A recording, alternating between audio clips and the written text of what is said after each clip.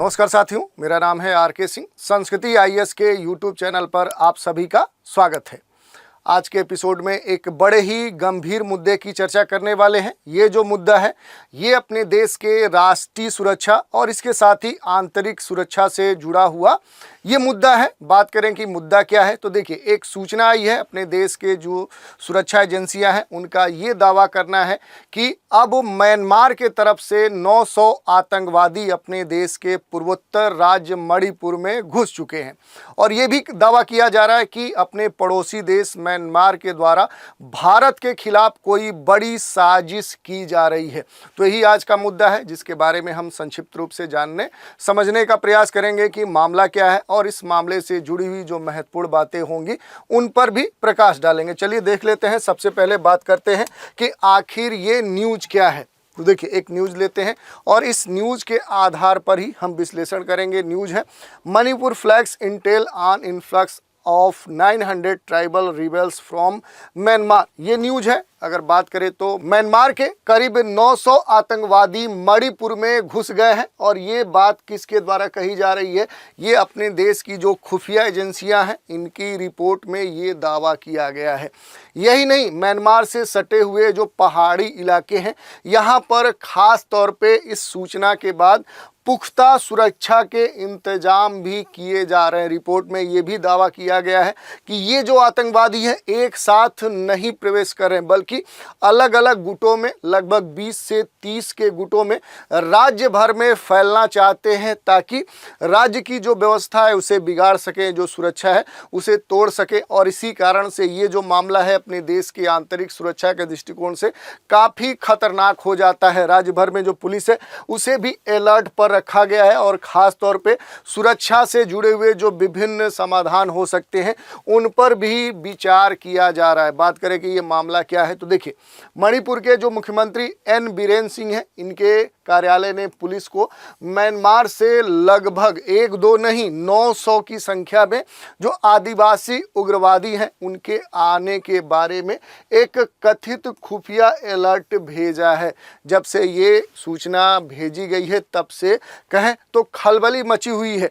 ये जो आतंकवादी हैं ये सामान्य आतंकवादी नहीं है, सामान्य उग्रवादी नहीं है, बल्कि कुछ खास कह सकते हैं कि कार्यों में ये एक्सपर्ट हैं। जैसे अगर बात करें तो ये ड्रोन संचालन में पूरी तरह से ट्रेंड है, ये एक्सपर्ट हैं, ये किसी तरह के ड्रोन को चला सकते हैं। इनके लिए इन्हें ट्रेनिंग दी गई है।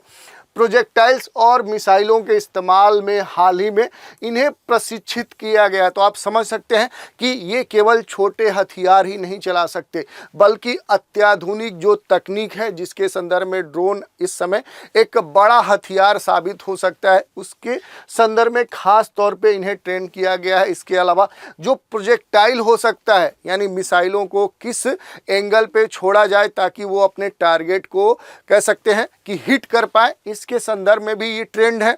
मिसाइलों की जानकारी के संदर्भ में देखें तो उस संदर्भ में भी खास तौर पे इन्हें प्रशिक्षित किया गया है। इनका जो मिशन है खास तौर पे मणिपुर में जो इम्फाल घाटी वाला जो पूरा रीजन है यहाँ पर गाँव में खास तौर पे समन्वित हमला करने का इनकी योजना है। और इसी कारण से ये जो इनकी योजना है ये काफ़ी खतरनाक साबित हो सकती है अपने देश के राष्ट्रीय या आंतरिक सुरक्षा के दृष्टिकोण से। बात कर ले तो हाल ही में जो जारी अलर्ट है इसमें कहा गया है कि ये जो आदिवासी उग्रवादी हैं ये कथित तौर पे 30 सदस्यों की इकाई में समूहबद्ध हैं। अलग अलग ग्रुप्स में इन्हें देखा जा रहा है और कई समन्वित हमले करने की इनसे ये सोचा जा रहा है कि इनका जो उद्देश्य है वो हमला करना है। आतंकी कह सकते हैं कि जो मैतेई बहुल इलाके हैं वहाँ खास तौर पे निशाना बनाना चाह रहे हैं। देखें तो मणिपुर में ये कह सकते हैं कि बहुसंख्यक आबादी है, अधिक संख्या में लगभग 53% जो आबादी है वो इसी समुदाय से आती है, मैतेई। और ख़ास तौर पे ये जो आबादी है ये मणिपुर का जो बीच में जो इम्फाल घाटी वाला रीजन है यहीं पर ख़ास तौर पर ये जो जनजाति है ये वास करती है। इन्हीं के क्षेत्र में खास तौर पे ये जो आतंकवादी म्यांमार के तरफ से आ रहे हैं, इनकी योजना है कि इस क्षेत्र में ये अव्यवस्था फैलाए। रिपोर्ट को लेकर कुलदीप सिंह जो कह सकते हैं यहाँ सुरक्षा सलाहकार है, उन्होंने ये कहा कि ये जो न्यूज़ है ये 100% सही है। ऐसा नहीं है कि ये न्यूज़ अफवाह है, ये पूरी तरह से इसको जांचा गया है, परखा गया है। ये जो सूचना आई है सुरक्षा एजेंसियों के द्वारा ये पूरी तरह से सत्य है कि म्यांमार के तरफ से क्या है कि लगभग 1000 की संख्या में क्या है कि आदिवासी जो उग्रवादी हैं, आतंकवादी हैं, वो मणिपुर में प्रवेश कर रहे हैं या प्रवेश कर चुके हैं। तो ये काफ़ी संवेदनशील मामला हो जाता है।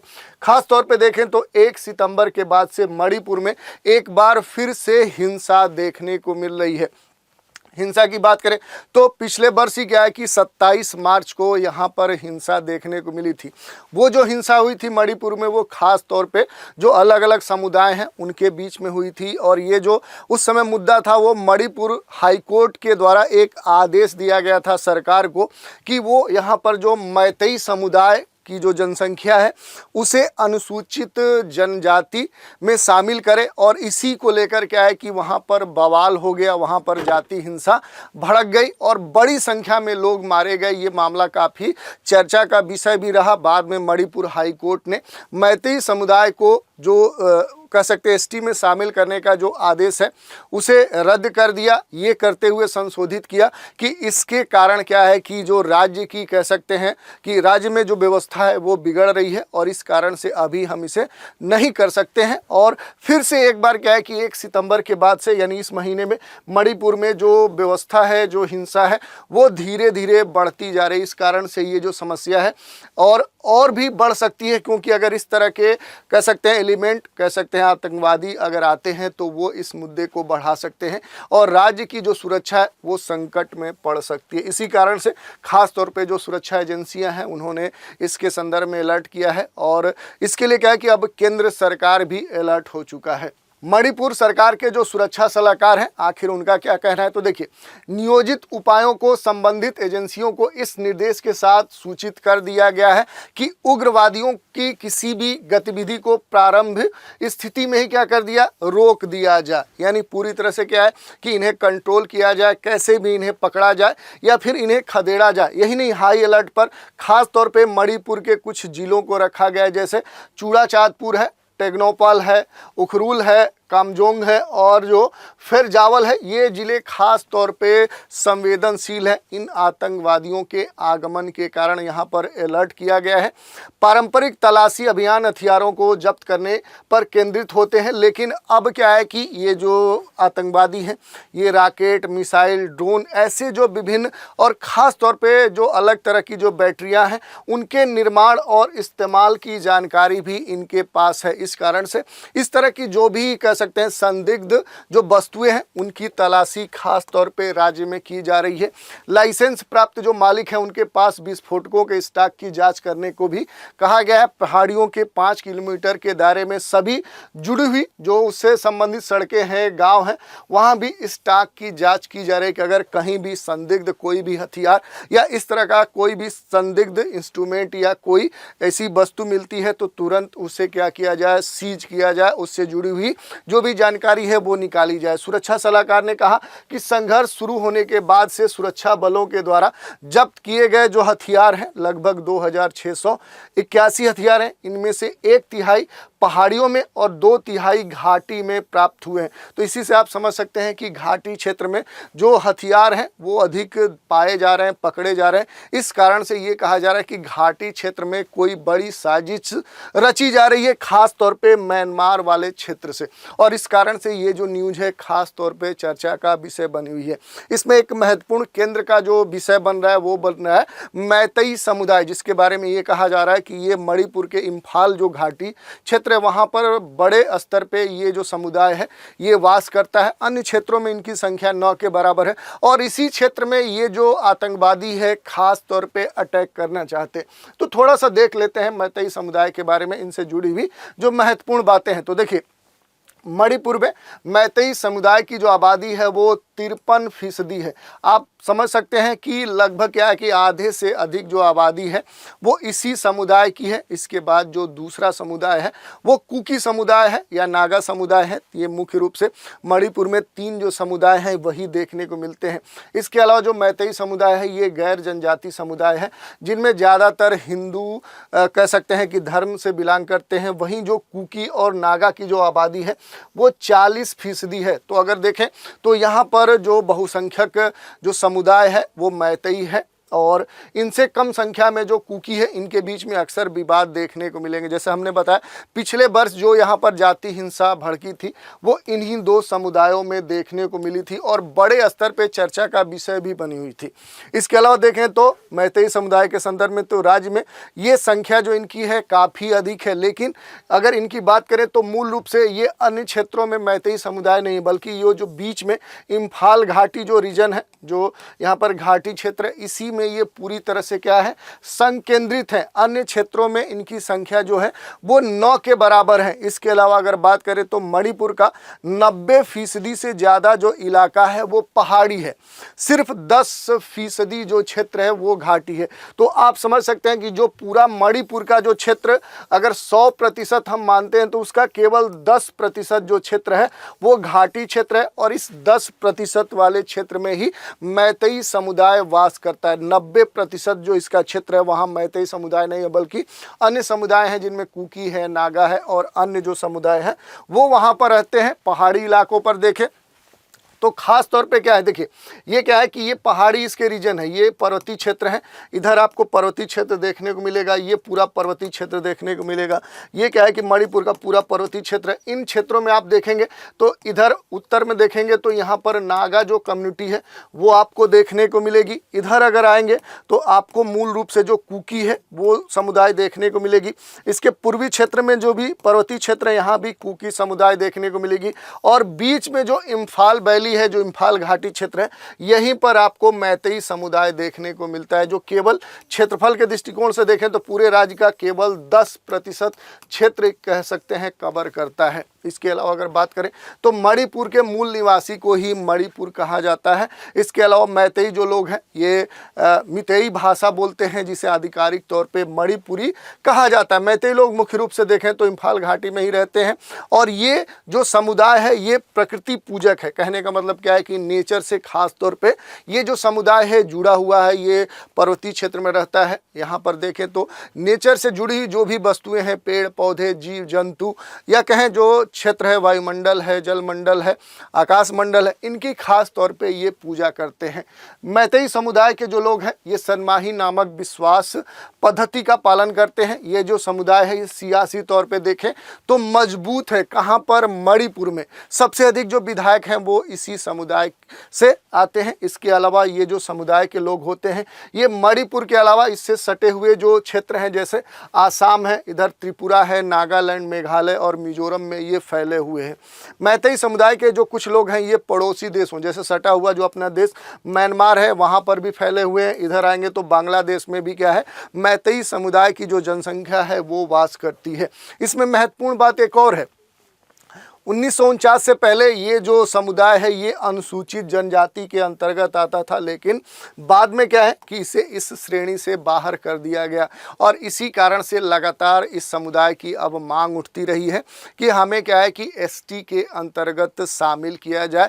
इसको लेकर जो मणिपुर हाईकोर्ट है इसने सरकार को आदेश भी पिछले वर्ष मार्च में दिया था कि इस समुदाय को एसटी समुदाय में शामिल किया जाए, लेकिन उसके बाद दूसरे समुदायों के द्वारा इसका विरोध किया गया, जिसके कारण से मणिपुर में जाति हिंसा भड़क गई, और ये बड़े स्तर पे वहां 200 से अधिक लोगों की कह सकते हैं कि इस प्रकार के जाति हिंसा में मारे जाने की भी कह सकते हैं आंकड़े प्रस्तुत किए गए। तो इस तरह से क्या है कि ये मामला है। इसके अलावा अगर मणिपुर राज्य के बारे में देखें तो मणिपुर की जो राजधानी है वो इम्फाल है। इसका जो क्षेत्रफल है 22,327 वर्ग किलोमीटर है। गठन की जो तिथि है ये 21 जनवरी 1972 है। इससे पहले जो राज्य है ये 1950 से भाग सी के तहत देखें तो 1963 में ये केंद्र शासित प्रदेश है। पड़ोसी जो इसके राज्य हैं वो मिजोरम, असम, नागालैंड, और इसका जो पड़ोसी कह सकते हैं जो अंतर्राष्ट्रीय कह सकते हैं सीमा लगती है वो म्यांमार से लगती है। जनसंख्या के बारे में देख सकते हैं, महिलाओं के बारे में देख सकते हैं, 10 की वृद्धि क्या है, साक्षरता क्या है, जिलों की संख्या क्या है, मुख्य भाषा क्या है, ये सारे जो तथ्य ये भी आपके लिए महत्वपूर्ण हो जाते हैं। इसके अलावा थोड़ा सा भौगोलिक विशेषताओं की बात करें, क्योंकि मणिपुर से जुड़ी हुई जो बातें हैं इनसे जुड़े हुए प्रश्न आपके पूछे जा सकते हैं। यहाँ पर महत्वपूर्ण रूप से देखेंगे तो 3-4 नदियाँ आपको देखने को मिलेंगी। बराक नदी है, मणिपुर नदी है, इसके अलावा लानिया नदी यहाँ पर आपको देखने को मिलेगी, यू नदी। तो 4 नदियाँ यहाँ प्रमुख रूप से मिलेंगी, बराक, मणिपुर, यू नदी और लानिया नदी। 4 नदियों का प्रवाह क्षेत्र आपको यहाँ पर देखने को मिल सकता है। इसके अलावा यहाँ पर 8 नदी बेसिन क्षेत्र भी आपको देखने को मिलेंगे, जिसमें मणिपुर है, इरिल है, चाकपी है, सेकई है, खुगा है, थोबल है, नाम्बुल है और इम्फाल है। तो यहाँ पर कई इन 4 नदियों के अलावा भी और 4 नदियों के नदी बेसिन क्षेत्र आपको देखने को मिल सकते हैं। अगर यहाँ पर पर्वतों की बात करें तो देखिए, मणिपुर के पश्चिम में जाएंगे तो यहाँ पर वेस्ट मणिपुर पहाड़ी क्षेत्र देखने को मिलेगा, जिसका विस्तार उत्तर से दक्षिण की तरफ है। इसके अलावा अगर आएंगे तो इसके और पूरब में आएंगे तो यहाँ पर लाई मटोल रेंज देखने को मिलेगा, इसका भी विस्तार उत्तर से दक्षिण देखने को मिलेगा। उसके और पूरब में आएंगे तो यहाँ पर आपको लेथा रेंज देखने को मिलेगा। उसके और पूरब में आएंगे तो ईस्ट मणिपुर हिल देखने को मिलेगा। ऊपर आएंगे तो जानपाओ पहाड़ी आपको देखने को मिलेगी। तो ये यहाँ पर महत्वपूर्ण पर्वतीय क्षेत्र है। इसके अलावा यहाँ पर एक महत्वपूर्ण आपको झील भी देखने को मिल सकती है, जो लोकटक लेक है, ये काफ़ी महत्वपूर्ण है। इसकी चर्चा भी किसी एपिसोड में डिटेल में हम करेंगे। इसके अलावा आज की चर्चा पर एक प्रश्न भी देख लेते हैं। प्रश्न क्या है, तो मणिपुर के संदर्भ में दिए गए निम्नलिखित कथनों पर विचार कीजिए। पहला जो कथन है वो है चूना पत्थर मणिपुर का प्रमुख महत्वपूर्ण खनिज है। दूसरा कथन है मणिपुर में डोल जात्रा, लाई हराओबा और चेईराओबा और निंगोल चाकोउबा महत्वपूर्ण त्यौहार मनाए जाते हैं।